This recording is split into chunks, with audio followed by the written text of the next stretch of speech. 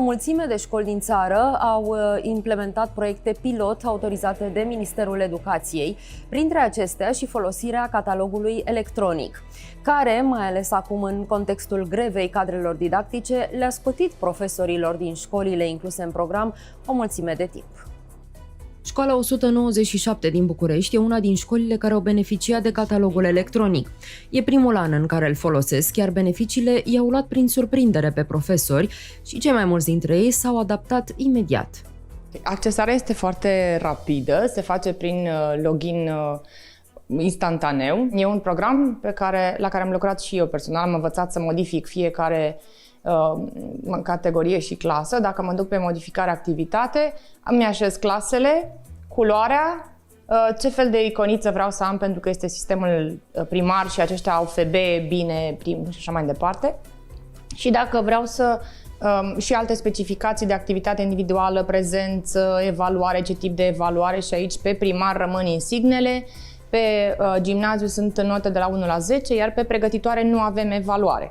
Și le bifez de aici, apoi se face foarte ușor prin salvare sau prin ștergere în momentul în care am așezat. Și pot să așez și poziția în catalog, dar aceasta se poate face și printr-o altă variantă. A fost o experiență foarte plăcută. În vară am văzut mai multe platforme de catalog electronic și m-a atras foarte tare designul.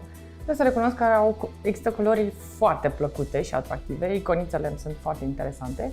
După un an de zile de folosire, este un feedback extraordinar în cancelarie, mai ales zilele acestea când s-au încheiat mediile, a fost foarte ușor de făcut. Chiar dacă au fost acasă, chiar dacă au fost în cancelarie, cu un simplu click s-au rezolvat, cu 30 și ceva de click-uri s-a rezolvat o situație la fiecare clasă în parte. De asemenea, calculează și absențele, ceea ce este mult mai ușor, nu mai le căutăm noi și nu mai le încercuim și le pierdem pe drum. Ceea ce e foarte interesant. Părintele vede instantaneu ce medie are copilul și ce notă a luat și în ce zi. Și când are absență. Exact, și când are absență și poate aduce, conform regulamentului, în 7 zile hârtia de motivare. Și părintele, și elevul, și profesorul are o comunicare eficientă la nivel de școală. La nivel de direcțiune știm în fiecare zi cam ce se întâmplă prin școală, fără ca eu să fiu nevoită să intru sau să vizionez pe camera ceea ce n-am voie, logic.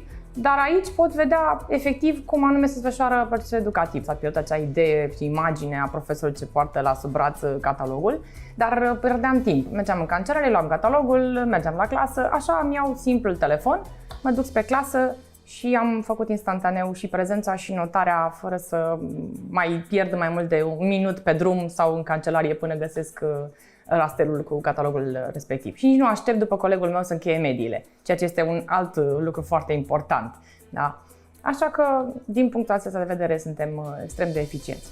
A fost un an foarte bun pentru implementarea catalogului electronic. A fost al doilea an de pilotare a acestui proiect și am văzut foarte multă deschidere din partea școlilor în a-l încerca și a-l adopta și cred că faptul că de fiecare dată bulgărele devine puțin mai mare și avem mai multe școli înrolate în pilot face ca și experiența lor să fie mai bine auzită și beneficiile pe care ele le resimt să ajungă și la restul colegilor și la restul sistemului de educație. Care e prima reacție? Cât de doritori sunt să încerce ceva nou?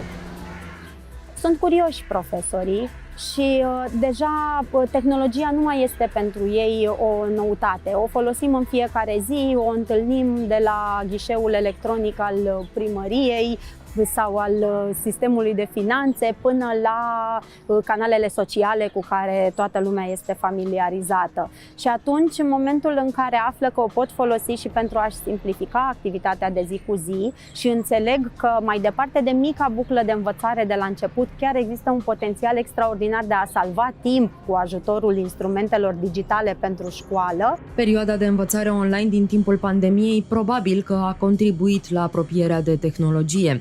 Platformele educaționale și-au demonstrat atunci utilitatea, când oamenii n-au mai putut sta față în față. Pandemia a fost mai degrabă un instrument care ne-a scos din inerție.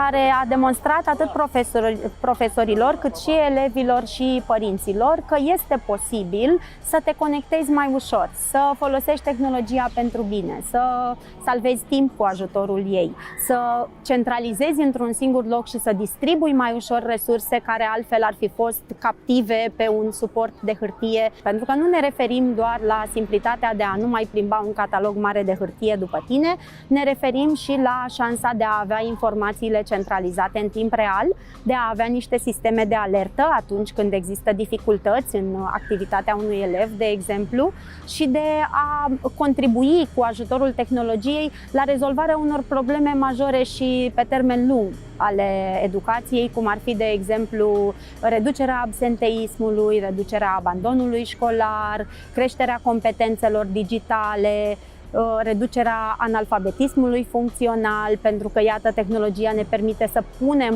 în context conținuturile educaționale și să-i aducem pe elevi mai aproape de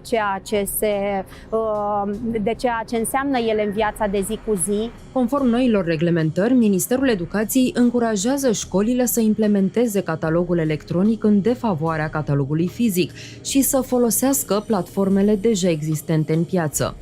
În acest an școlar, peste 700 de unități de învățământ au decis să renunțe la catalogul clasic în format fizic. Un alt avantaj al acestui proiect este centralizarea mai ușoară a datelor, ceea ce ar putea aduce o imagine mai clară a situației elevilor, a lucrurilor care funcționează, cât și a celor care ar avea nevoie de îmbunătățiri. Pornind, desigur, de la premisa că cineva va face aceste analize, cel puțin e cert că va pleca de la cifre reale.